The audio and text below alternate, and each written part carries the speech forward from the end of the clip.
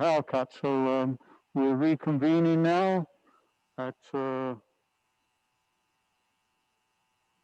8:05. And did we finish with Councillor? Who was last to go? Councillor Palmer. We finished with Councillor Palmer. Any other discussion? Councillor Palmer, yes.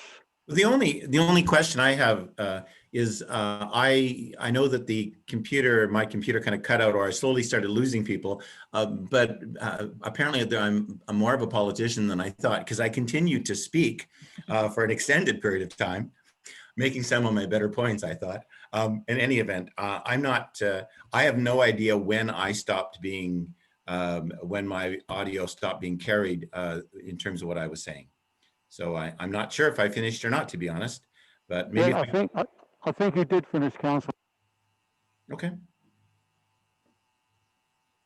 I still had a couple names on my screen, but I was losing people one by one, so I wasn't sure. Okay, Councillor Piper. I lost power at my home, so I'm wondering if it would be okay to ask Councillor Palmer to reiterate. I heard up to the point of where he was talking about his bias and you were hoping for some accommodation. Would it be okay if he re-spoke? Yes, certainly. Councillor Palmer, you'd like to just go back and reiterate? Yes, I would. Thank you very much, Councillor Piper, because I didn't want to leave it there. That's what I was hoping for. Having said that, I can see from the results that there is no appetite in the village at this particular point from the earlier petition, from these responses for any major development on that property. I see that, and so I can take that message. Again, I wish that we could build something for rental, maybe somewhere else in the community. It would be a place to look for some zoning that would accommodate that. I do see that, but I also see that the issue of from the report that we have those two lots that are parked, and it was my hope at the beginning that as a minimum we could look at maybe developing those two lots. Again, doesn't have to be immediately, but even if we create a plan to develop them and slowly find the funding for them, I would find that to be a step forward. So I don't think that this report ends things, although I think it gives us clear guidance and informs us about what residents feel and about that. Although, again, I just want to say it was never my necessary thought that selling the property had to be part of it. That was a possibility, but more the question was how to use the property in a way that moves the village forward. And I think at least looking at how we can do something with those two park lots would make some sense. And again, going to what Councillor Piper had said, even looking at parking, if we're going to use it for overflow parking, is there a way that we can use it more effectively for overflow parking? Should it be pay overflow parking? I'm not saying it should, but I'm just saying those are questions. So I don't think necessarily the conversation about the property is over. I think it's a good conversation to continue have leading into the official community plan, because they are associated items. But I think that I certainly take the message that people are not interested in seeing a major project, whether it's commercial, residential, or even at this point, civic at this point. So I take that message. I'm fine. There's no point in consulting and not listening. Thank you. Thank you, Councillor Palmer. Councillor Piper. Thank you, Your Worship. Through you to staff, I'm wondering if there could be some elaboration on what type of engagement plans we have from this point forward.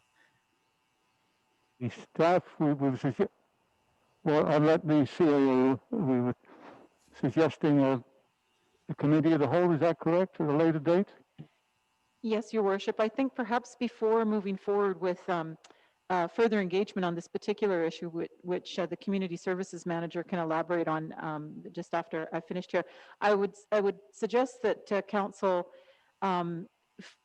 ignore the second part of this recommendation and instead simply direct staff to schedule a COW at some date early in the new year to discuss these matters further, because there is such a wide range of things to consider here. Well, answer your question, Councillor Piper. Yes, thank you. So I move that we strike the second point of the recommendation and move the point that we asked staff to schedule a committee of the whole meeting in January of 2021. Seconded by Councillor Vidal. Discussion, and now we've got Councillor Hooper with his hand up. Hooper. Yeah, anything we do in January is going to be all on Zoom, like it is now, because of the pandemic. We've just seen one of the problems we've had. There'll be no one sitting at the committee as a whole. They won't be able to go away and engage afterwards. So this is what I'm saying. We're rushing this through. Why do we want to sell the land? What are we going to do with the money? Where's it going to sit? It's totally ridiculous to sell land off and get the minimum interest rate in the bank when the price of land is going up 4 or 5 times the amount. The other point I just want to just remind Councillor Palmer is the two park lots on that area. One of them's designated to take the lift station from opposite by the Miami Bridge. So you will virtually lose one of them plots completely. So it'll only be one park lot. Thank you. Thank you, Councillor. Any other questions before I make some comments?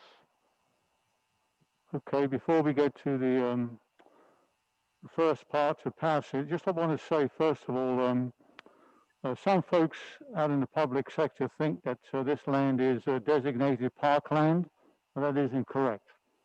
It's designated public use or public institutional, and although there is those 2 parcels for a future parkland there. And the property originally, that we haven't actually rushed into it, was purchased back in the 90s for a civic centre. It was not purchased for a parking lot. At that time, it was all trees that were in there, and overflow parking from sandcastles and other events were all parked on village streets all the way to Balsam, and we never had any major problems from the public at that time. But that was some time ago. The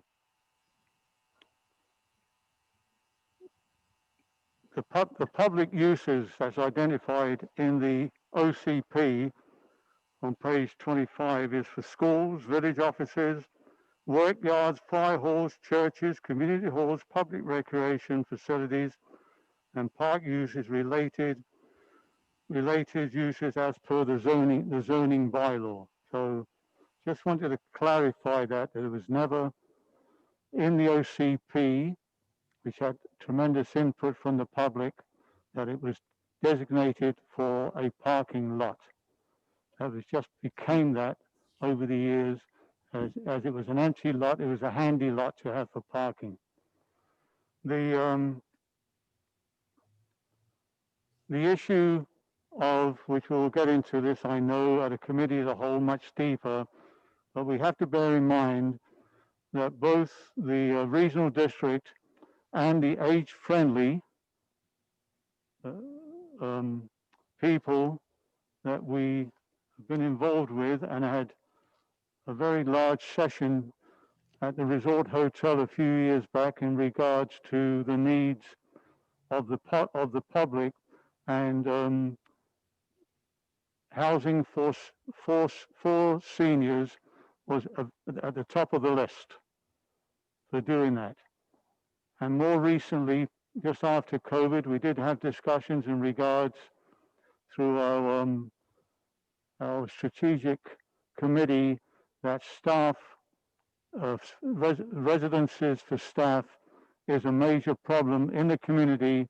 That's why some of the businesses have a problem keeping their businesses moving ahead because of shortage of staff who do not live in the area, and it's become unaffordable to travel from Chilliwack or further on to work in Harrison Hot Springs.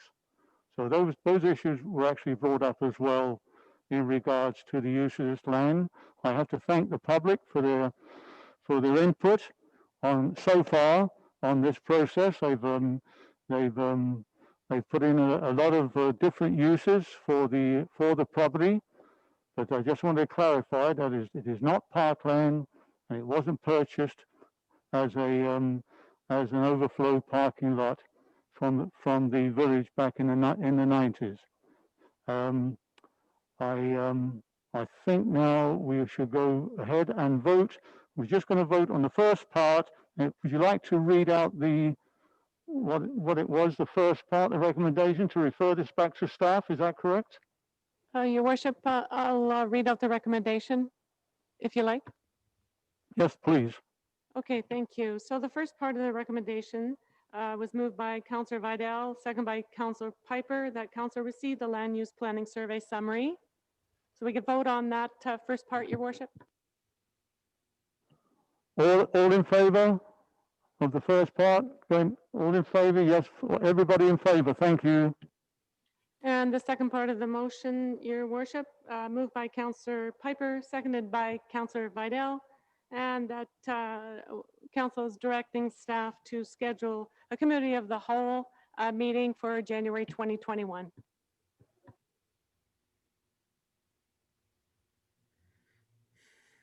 Did everybody get that? To schedule the meeting in the new year? So we had a mover and a seconder. All in favor of the second portion of going to a committee of the whole in the new year to discuss this further after we get information back from staff. Call the question. All in favor? That's Councillor Vidal and Councillor Piper in favor. Opposed? Opposed by Councillor Palmer and Councillor Hooper, and I'm in favor, so the motion passes. Thank you, your worship. Thank you. And the next order of business, please. Yes, your worship, we'll move on to the next report. That's the report of the Chief Administrative Officer regarding technology grant for elected officials. Yes, Ms. MacDonald. Yes, your worship, through you to the rest of council. The issue is that members of council routinely use their own personal electronic devices in the course of their work as elected officials without compensation. As of January 1st, 2019, elected officials were no longer eligible for the long-standing tax exemption on 1/3 of their remuneration. And in the past, that exemption was often considered to be compensation for the office consumables such as pens, paper, and printer ink, which elected officials may be using at their own expense in the course of their work on behalf of the community. These days, elected officials routinely use their personal electronic devices to receive and download materials, and currently community leaders are attending council and many other meetings through these devices. These could be phones, tablets, desktop computers, or laptops, and they really play an essential role in allowing elected officials to undertake their governance work. Depending on the type of device used for this purpose, the cost of this now essential technology is in the range of $500 to $2,000 and plus the cost of software. Staff is therefore suggesting a grant of $1,000 per councillor be provided upon request, regardless of the type of personal technology used. The village would not purchase or own such devices and could not provide technological support. This is an eligible expense under the COVID-19 Safe Restart Grant, which could provide funding for the initiative. And in fact, some communities compensate elected officials for the use of this equipment on a per-term basis. So with councillors serving 4-year terms, it seems reasonable to provide such a grant once per term if council is in favor. So I have 2 recommendations for consideration here. They're not together, they're separate recommendations. The first is that $5,000 be added to the 2021 budget for the provision of $1,000 technology grants to elected officials as compensation for the use of personal electronic devices to be funded through the COVID-19 Safe Restart Grant. And the second recommendation is that a policy be drafted to provide for council technology grants on a per-term basis for council's consideration. Thank you. So we have 2 recommendations. On the first recommendation, that the $5,000 be added to the 2021 budget. Do we have a mover and a seconder? Moved by Councillor Vidal. Do we have a seconder? Councillor Hooper. Discussion? Councillor Palmer. I want to thank staff for bringing this forward. I think it's totally appropriate for staff to bring this forward. On the other hand, I won't support it because I think it's totally appropriate for us not to support it. It seems to me in terms of, at this particular point, having computer, iPads, phones, it's just part of being a citizen. So I really don't expect the village to pay for my electronic equipment. And even though it's small, $1,000 isn't that small. I think the message in a tough year is not to go ahead with things like this. So I think it's very appropriate for staff to put this forward. But again, I think it's very appropriate for us to say thank you, but not, no, thank you. Thank you. Thank you, Councillor. Councillor Vidal, then Councillor Hooper, and Councillor Piper. Thank you, Your Worship.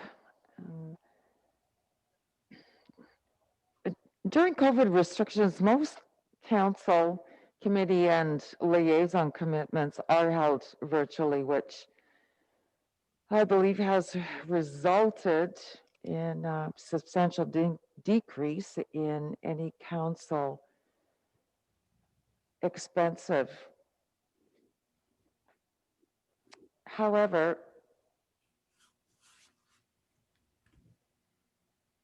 2019 also required additional expenditures for RCMP bylaws,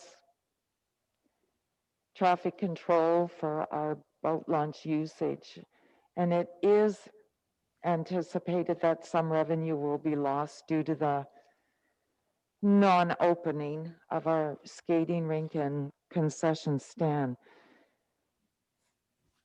My view is that the COVID Restart Grant is a much needed and appreciated funding source, especially in some hard-hit resort communities like ours. Although I understand the intent of the proposed policy,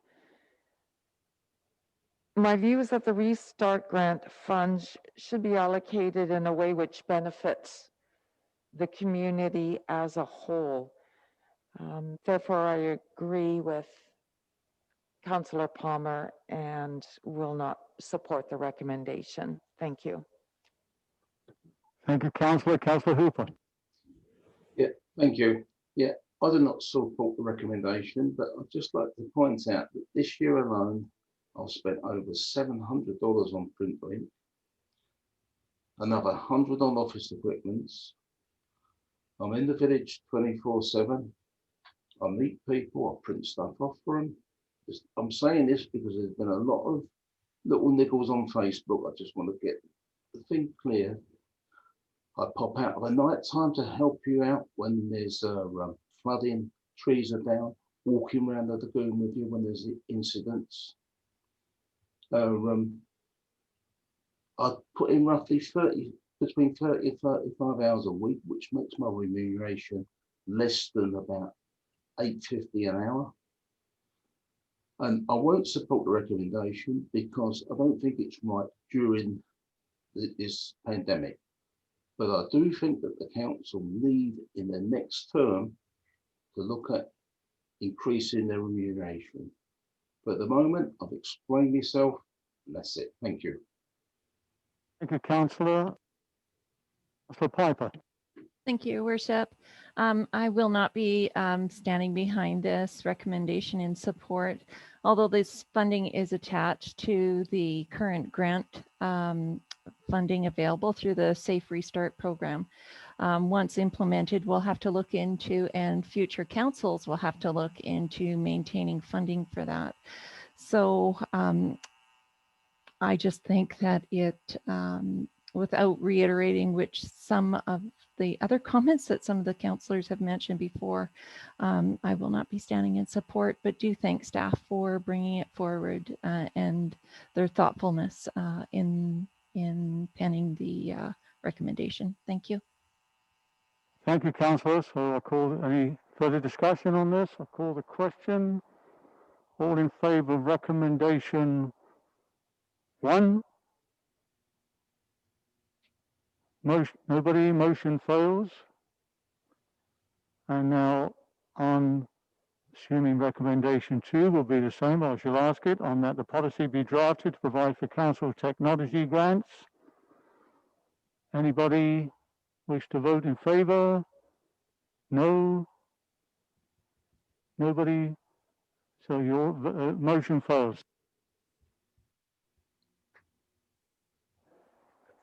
Order of business, please. Thank you, Your Worship. We'll move on to the last report, and this is regarding tree replacement policy.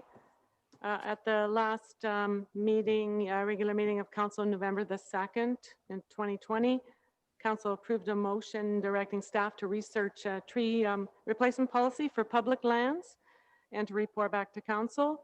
Accordingly, attached is a draft tree replacement policy as presented.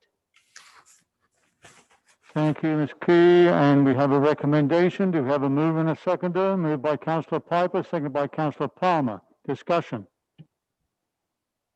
Councillor Palmer, then Councillor Piper. Thank you. First off, this was raised as an extra item by myself about 2 meetings ago, and I want to thank staff for coming together, putting this together fairly quickly. I think the policy is good. It's mainly symbolic. The village does not cut a lot of trees, but I think it's important to have a policy of tree replacement. So I'm quite pleased with the policy and the speed. To me, it's part of a larger issue. I have been spending some time looking at bylaw 1015, which is being a bylaw to manage and preserve trees, which applies to private ownership in the village. And of course, tree removal is always a very a lightning rod in the village, and people feel strongly about trees. And certainly that is a bylaw I'd like us to take a careful look at. But I also recognize that Councillor Piper at an earlier stage had put forward that we move forward on the urban forest master plan. And that certainly is something that can be looked at in terms of that, because I certainly, when I look at that bylaw, it's certainly one of the weaker tree preservation bylaws in Fraser Valley, and certainly seems to leave a lot of openings for anybody who's looking at developing their land. So I think it's important that we do that. And the reason I raise that is I think that the first start is for the village to comply with the standard that we might be prepared to impose on private landowners, at least in terms of tree removal. So I'm strongly supportive of the bylaw that's put forward tonight, and hope that we can move forward in the near future with our overall plan, in terms of the urban forest, and some bylaws that provide us with some enforcement. Thank you. Thank you, Councillor. Councillor Piper. Thank you, Your Worship. Through you, back to staff. I'm just going to start with a question. Am I correct, staff, in my understanding that we were going to look at an urban forest management plan or goals in 2021? Your Ms. Worship, through McDonald's you. going to give you an answer to that, Councillor. Yes, Your Worship, this is Madeline here, the CAO, through you to Councillor Piper. Yes, that is in the draft budget for 2021. And what I would like to do actually to make sure that we capture Council's intentions with respect to this issue is bring a report forward in advance of going out for proposals, wherein Council would have some input into the scope we'd be looking for. And that would be another agenda item for COW. Excellent. Thank you so much. And I won't repeat what was already said. Councillor Palmer is correct. It was the intent when I brought forward the urban forest management policy that a review of existing and new policies would be in place. So I do thank him for bringing forward the tree replacement request a bit earlier than what I saw fitting, but I think we're not going to be busy cutting lots and lots of trees down, hopefully, before we get that urban forest management plan up and running. But this is a good start, and I do agree that we do need to look at the residential policy as well, and really get some strong language. Sometimes policies are written and work in the day, and sometimes we need to look at them and strengthen them up over time. So I do support the recommendations. Thank you, Councillor. Councillor Hooper, you have any comments? No, fine. Thank you. Councillor Vider, you have any comments? Thank you, Your Worship. I'm going to apologize if I get on the bandwagon a little here, and I'll try to keep it brief.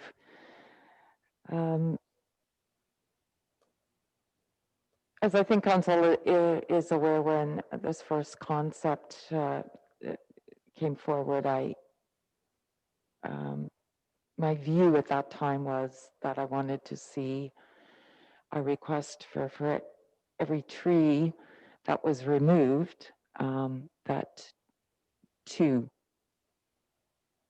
replaced it. Trees provide for removing toxic chemicals.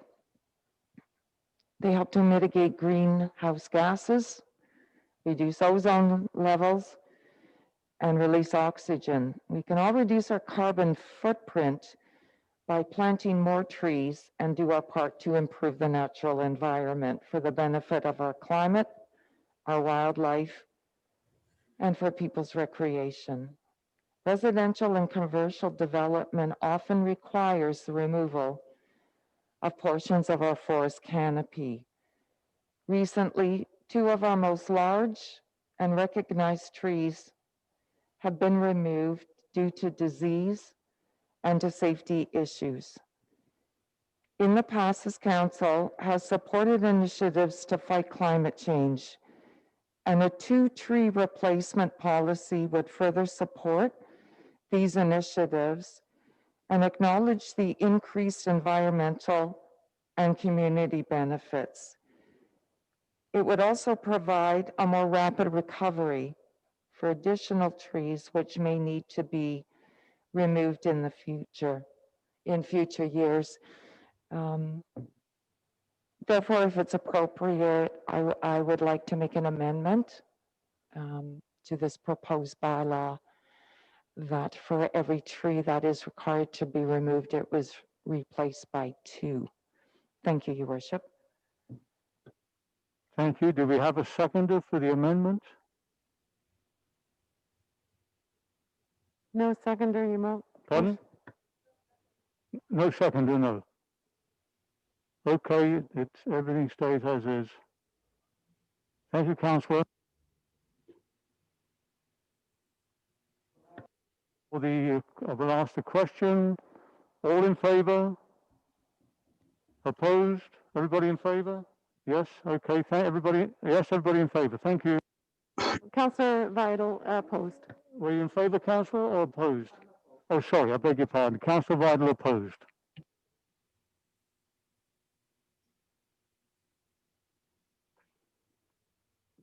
Order of business, please. Yes, Your Worship.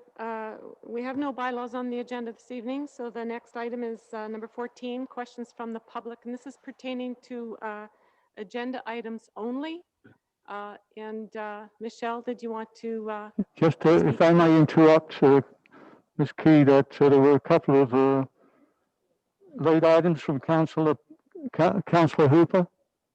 Yeah, there was 2 late items that I put forward. I apologize, Your Worship. I misunderstood you. I thought you were posing those to staff for another time. No. When the councillor made those comments, I said this will probably go to staff at another time.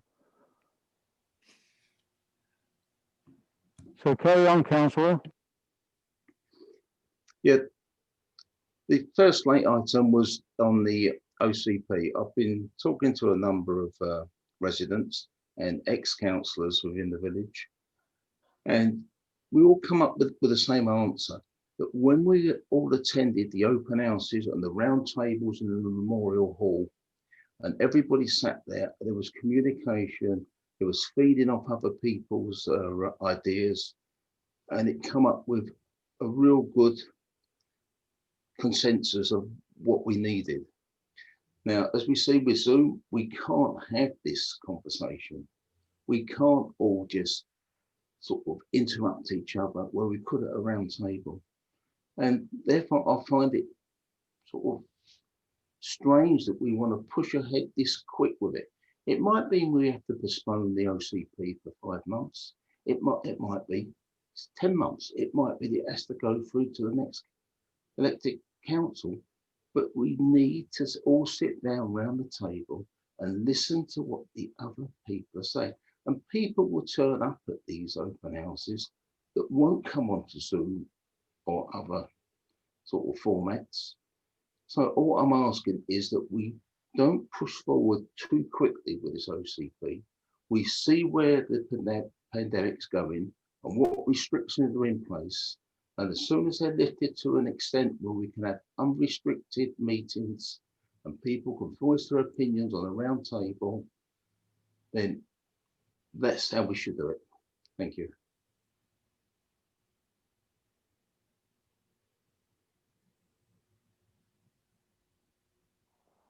Sorry, Bear.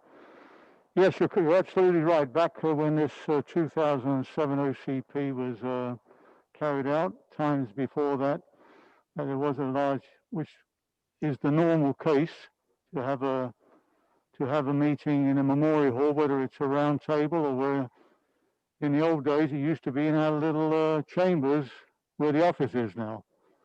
So, but as you well know, and all councils know, or they should know, that due to the pandemic, every municipality in the province has had to make difficult decisions on how they're going to hold, especially public hearings, which is at the top of the list before the OCP. The OCP is only done every so many years.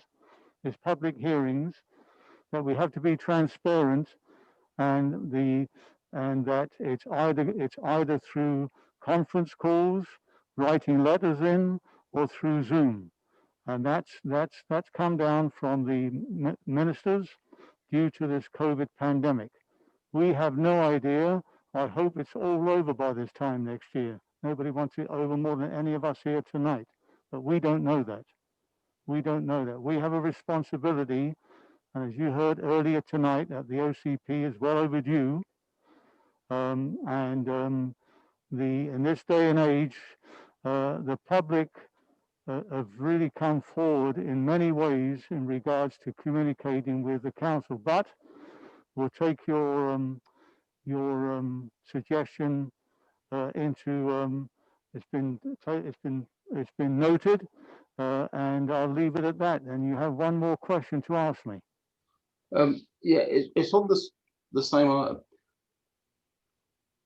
We're saying that, people can write in, they can telephone in, they can put their suggestions forward. But we've seen that when we've had the survey done for the land usage. And then we say, well, not enough people have responded. It's only been 6%.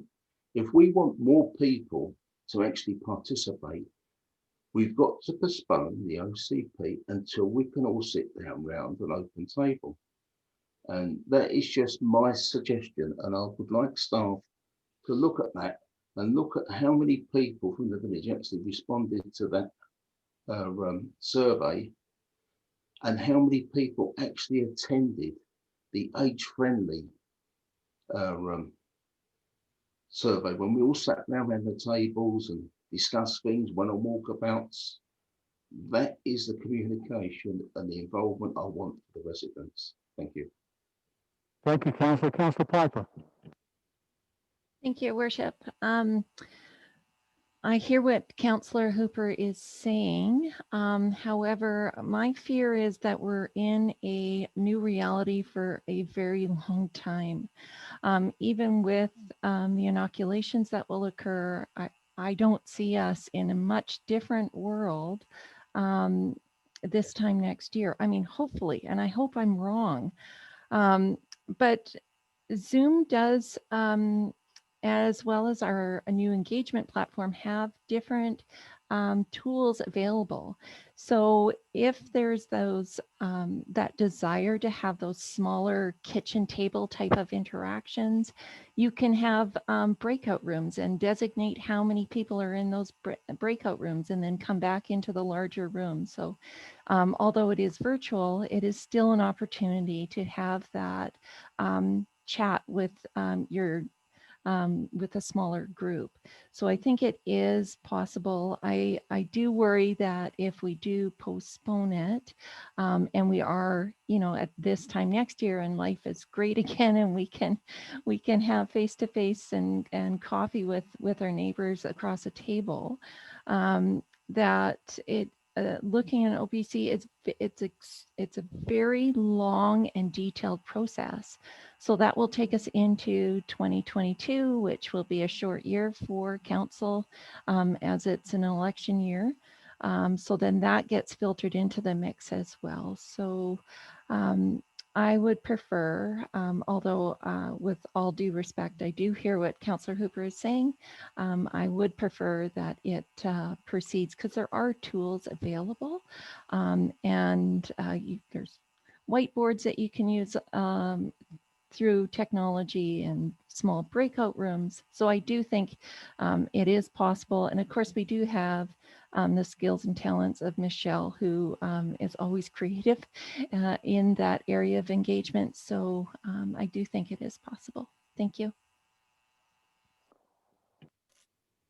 That was a good point in regards to the election, because in 2005, when we had the OCP in process, we had an election, and then it was 2007 before it was adopted. So it took another extra 2 years after that to get that OCP moving due to that as well. But I think with these good suggestions that have come out tonight, I'm sure staff have made a note of all these suggestions, and we'll see how we move forward. Thank you very much. And the next order of business, please. It's the second item that I've got, which is the Oh, sorry, I thought. no, is the Beg your pardon. Sorry. Is the RFP for the paid parking. Now we've sent the RFP out. We're waiting for the details to come back. But I want to see some dispensation for residents parking. Either we can go from either all residents free parking, or we can have set time limited bays for residents free parking just for a couple of hours, include about 6-7 bays maybe, including 2 bays set aside for those with disability. They can either be set at the side of the Memorial Hall or just along the front in different areas. Or if we don't want to interfere with the paid parking, let's have residents parking only on that rear area of Memorial Hall, which is in the lower. It's our land. We can have free parking, residents only, 2 hours maximum, and 2 bays set aside for the people with disabilities within the village. But we need to do something for the residents within the village, especially those that can't walk down to the village, those whose partners find difficult walking. If they just got somewhere to come down and get a coffee or go and have a meal at the night time, it will help them out greatly. And what I'd like staff to do is to look into the cost of having all residents get a free parking permit, something we might have to pay for $10, $20 a year, or just some time limited bays on the parking areas at the front on the paid parking, or the area at the rear of the Memorial Hall. Thank you.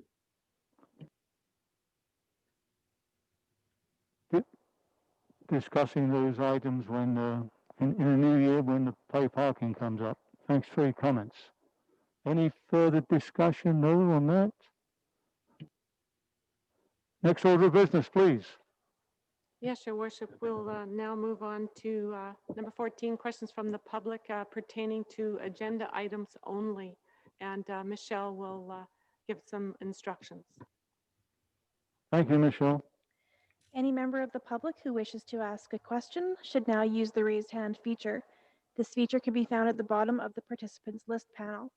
If you are on the phone, press *9 to raise your hand. Participants will be called on one at a time, and you will have the option to unmute yourself when called on.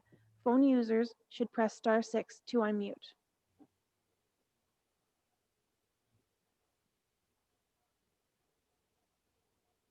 It doesn't appear that we have any questions, Your Worship.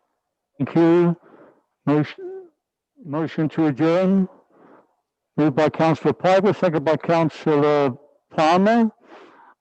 She beat you to it. Call the question. All in favour? Thank you, everybody, and a Merry Christmas and a Happy New Year, and stay safe, everybody. Thank you. Thank you. Thank you, staff. Thank you. Merry Christmas, everybody. See you soon. Merry Christmas, everyone. Yes. Enjoy the snow. Sunshine tomorrow.